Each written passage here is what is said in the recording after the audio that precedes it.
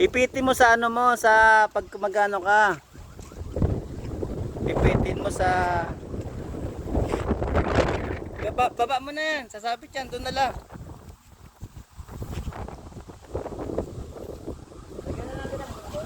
Ha? Oh, pwedeng lagyan ng buntot yan, magalaw eh.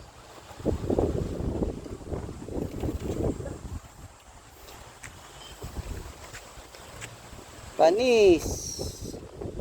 Panis, oh. Panis, oh.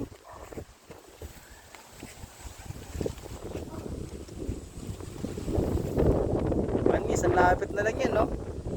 Max. Lapit na lang, oh. Ayun, perfect na pagkakagawa. 'Di ba? Magaang lang siya. Magaang, matibay yung ano. Huwag mo na ilarga.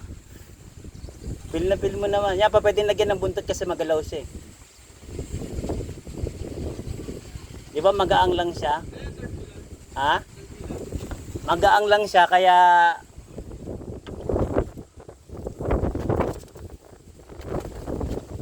oh, 'di ba?